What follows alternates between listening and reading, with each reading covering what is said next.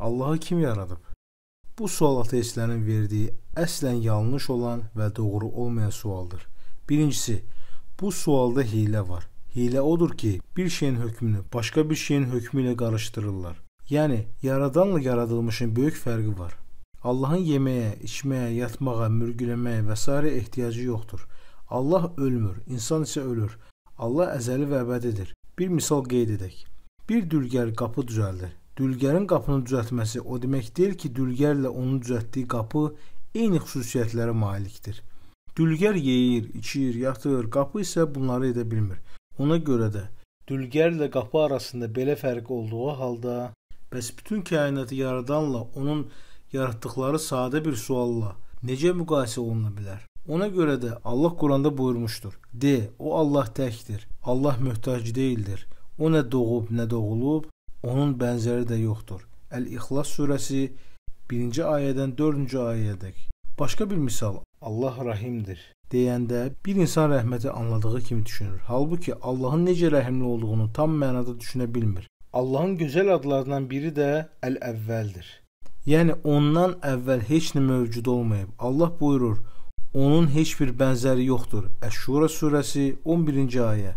Təsəvvür etməklə anlamaq ayrı-ayrı şeylərdir. İnsan bir şey təsəvvür etməyə çalışa bilər. Lakin hər təsəvvür olunan şey düzgün və öz həqiqi anlamında başa düşülməyə bilər. Bir şeyi görməmək o şeyin varlığının olmadığı mənasına gəlmir. Məsələn, evdə oturmusan, birdən qapı döyülür. Sən həmin anda qapını döyənin kim olduğunu bilmirsən, amma kiminsə və ya nəyinsə qapıya toxunduğunu və ya qapının döydüyünü qəbul edirsən. Deməli, qapı döyəni görmədiyin üçün qapının kiminsə döydüyünü də inkar edə bilməzsən. Həmçinin ateistlər qeyb aləmini inkar edirlər. Lakin özləri də bilmədən qeybi təsdiqləyirlər. Bu necə baş verir?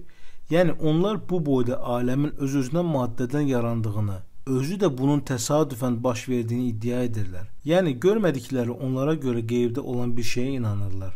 Biz müsəlmanlar isə qeyb aləmini təsdiqləmiş və qeybə iman gətirmişik. Biz də onlara sual veririk. Maddəni kim yaradıb? Ağıllı bir insan hər bir sənət işinin sənətkarı olmasına inanır. Bir şey düzəldilibsə, onun düzəldəni də var. Sadəcə Allah bənzərsiz olduğu üçün, bu dünyada bizə özünü göstərmək istəmədiyi üçün biz onu görə bilmirik. Allah Quranda buyurur, gözlər onu dərk etmir, o isə gözləri dərk edir. Əl-Ənam surəsi 103-cü ayə. Elmi cəhətdən insan gözü məhdud çərçivədə və məhdud uzaqlığı görür. Görmədiyimiz o qədər ulduzlar var ki, lakin biz ulduzların mövcudluğunu, onları görməsək də qəbul edirik. Həmçinin günəşin işığı da özündəndir. Ay isə işığını günəşdən alır. Bu da bir elmi faktdır. Bir insanın günəş işığının özündən olduğunu bildiyi halda günəş işığını hansı planetdən alır deyə bir sual verməsi məntiqsiz olduğu kimi onun Allahı kim yaradıb deməsi də məntiqsiz bir sualdır. Çünki Allahın yaradıcı olması, onun yaradılmaması anlamındadır. Bu Allaha məxsus bir keyfiyyətdir ki, Quranda o doğmayıb və doğulmayıb deyilir. Başqa bir misal çəkək.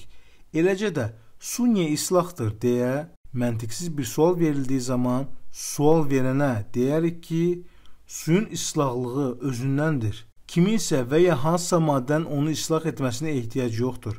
Beləcə görünür ki, bu Allahı kim yaradıb sualı da məntiqsiz və hiləli bir sualdır. Söz oyunu desək daha doğru olardı. Xülasə odur ki, Allah yaradandır. Onun yaradan olması, yaratdıqlarına bənzəməməsi bəs edir ki, biz onu yaradılmışlarla müqayisə etməyək. Çünki insan və digər məxluqlar yeyib içir, yatır, yorulur, ölür və s.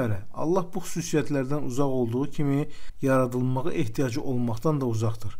O özündən əvvəl heç nə olmayan əvvəldir və məxluqatın yaradıcısıdır.